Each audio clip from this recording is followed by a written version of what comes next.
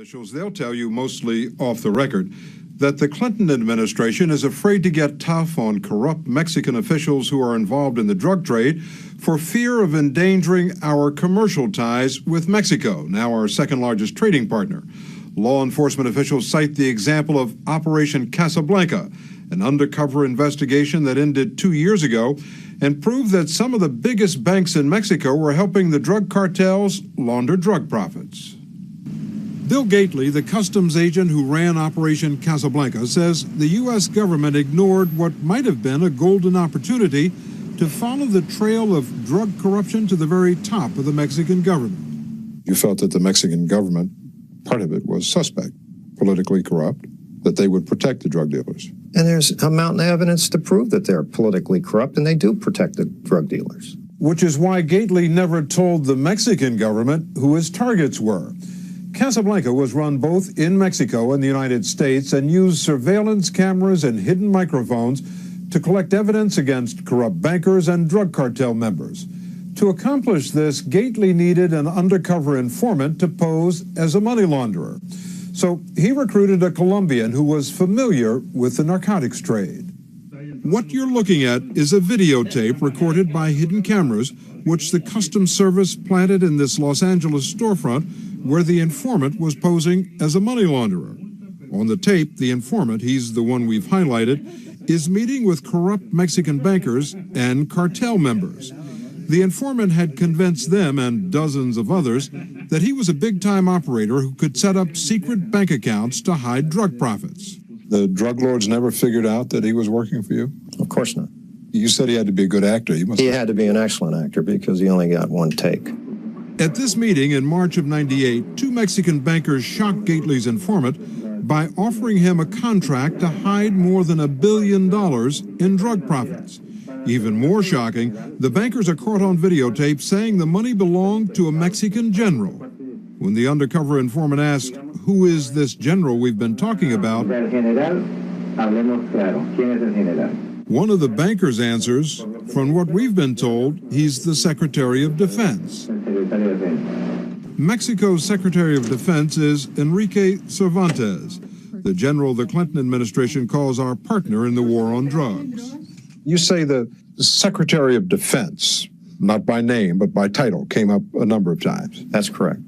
And when they first identify him by his title, that's the question the informant poses to the banker. Who are we talking about here? We're talking about the Secretary of Defense of Mexico.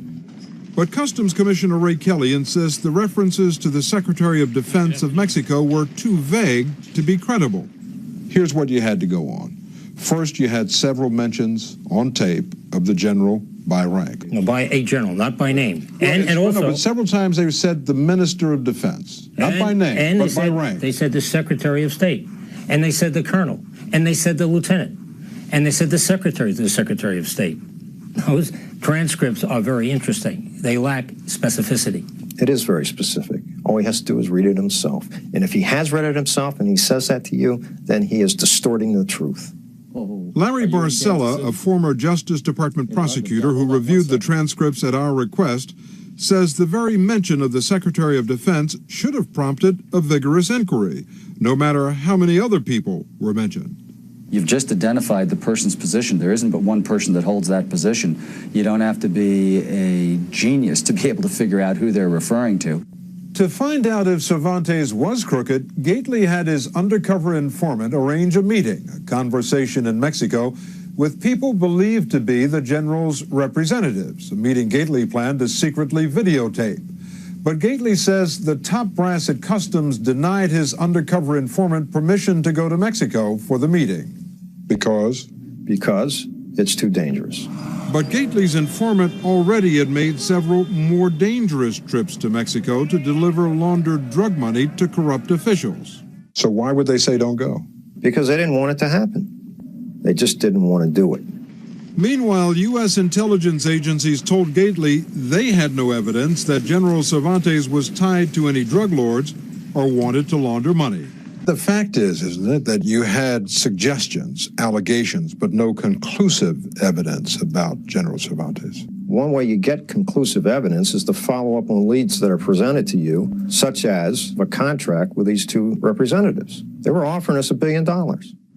Despite the instructions not to send his informant to Mexico, Gately was determined to find out if Mexico's Secretary of Defense really wanted to launder $1 billion. So he had his informant, the one posing as a money launderer, con a cartel member, a man named Ernesto Martin, to go to the meeting in Mexico City and report back what they told him. He came back to us and he says, I met with him, the deal is real, but I'm recommending against getting involved in this contract because it's too dangerous.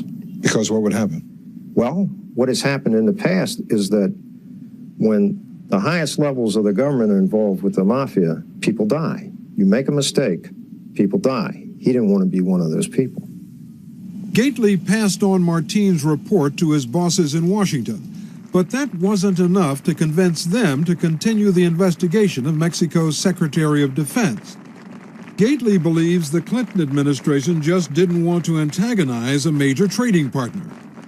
In every major briefing I attended, the concerns about economic impact and political consequences of this operation surfaced in those meetings with the Justice Department, the Treasury Department, at lower levels within Customs it was brought up.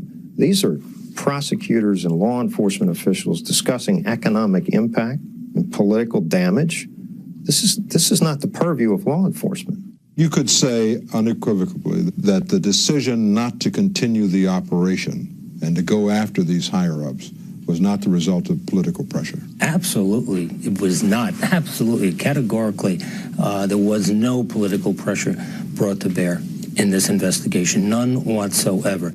Kelly says there were good reasons to shut the operation down. The primary reason was that lives were at stake. The lives of our customs agents were being put at risk because of the excessive numbers of leaks that occurred to the media.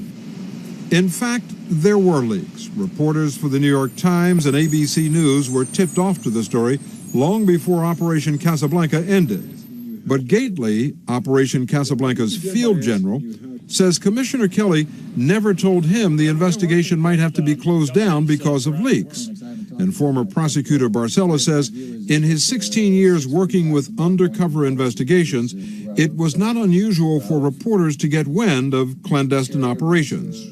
Simply the fact that the media is aware of aspects of an undercover operation is not in and of itself a reason to shut down an undercover operation. In the case of Casablanca, the reporters had agreed to hold the story until the arrests were made. Most good news organizations understand that if they are premature in reporting, they not only ruin a law enforcement operation, but they may put lives in jeopardy. Do you know who was responsible for the leaks? I don't know who's responsible for the leaks. Gately says one of the leaks came from his own boss, John Hensley, who was then the head of customs in Los Angeles and has since retired. An executive producer over at ABC News came to me and told me that John Hensley had leaked it to him. Identifying Operation Casablanca. Oh, none other. Gately reported that to Commissioner Kelly's top aide. Did you take any disciplinary action against Mr. Hensley? No, I didn't. In fact, after Operation Casablanca ended, Commissioner Kelly presented Hensley with an award and a $20,000 bonus. Was he really concerned about leaks? He didn't punish anyone for leaking. He didn't hold them responsible during the leaks, after the operation was shut down, or at any other time. In May of '98, despite Gately's protests, Operation Casablanca was closed down.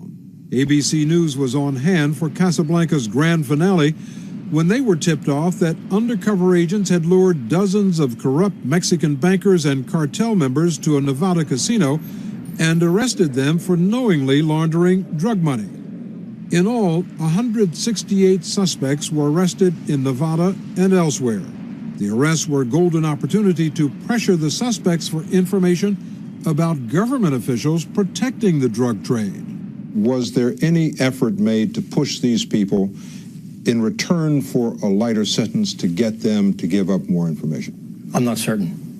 Several top law enforcement officials tell us they were astonished that hardly any effort was made to pressure indicted suspects to testify against higher-ups in the drug cartels and the Mexican government. For instance, one of the indicted suspects was Ernesto Martin, the man Gately's informant sent to Mexico to meet with the people claiming to represent the Secretary of Defense. Deals were made with Martin for his testimony against a couple of bankers, but he was never even asked what his dealings were with the representatives of the general's people in Mexico City. In the end, not one indicted suspect testified against anyone who hadn't already been arrested.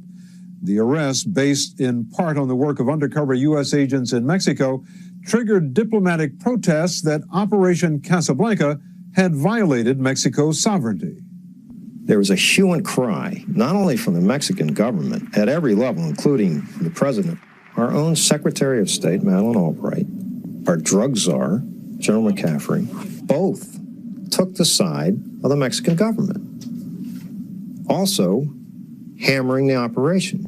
So I believe that everyone thought that that meant Mexico gets a pass. You don't follow up on this stuff. Nobody cares. We don't want to hear about it. So they didn't follow up on it. Attorney General Janet Reno even signed an agreement which assured Mexico that the U.S. would never again mount an undercover operation in Mexico without first telling the Mexican government. In other words, no more Casablancas, even though the Attorney General and Commissioner Kelly acknowledged that Operation Casablanca had accomplished something unprecedented in U.S. law enforcement. Bill Gately did a fine job in this investigation. And when it was over, Commissioner Kelly awarded Gately a merit certificate and a $10,000 bonus. Bill Gately was clearly a major mover, a motivator for the investigation. Is anyone more responsible than Gately? Any one person more responsible? As far as I know, no. It is the only time that law enforcement has had an opportunity to deal directly with that kind of money and those people who protect the mafia and the financial institutions in Mexico. It's the only time. So this was a big chance for the United States, and you're saying that U.S. law enforcement blew it? They blew their biggest chance. In a letter to us, the Mexican government says the allegations against General Cervantes are unfounded and false, and points to U.S. rejections of those allegations as unsubstantiated and speculative. And even though no one has ever produced evidence that Cervantes is actually involved with narcotics, when Bill Gately became convinced that the U.S. was not going to investigate further, he resigned from the Customs Service.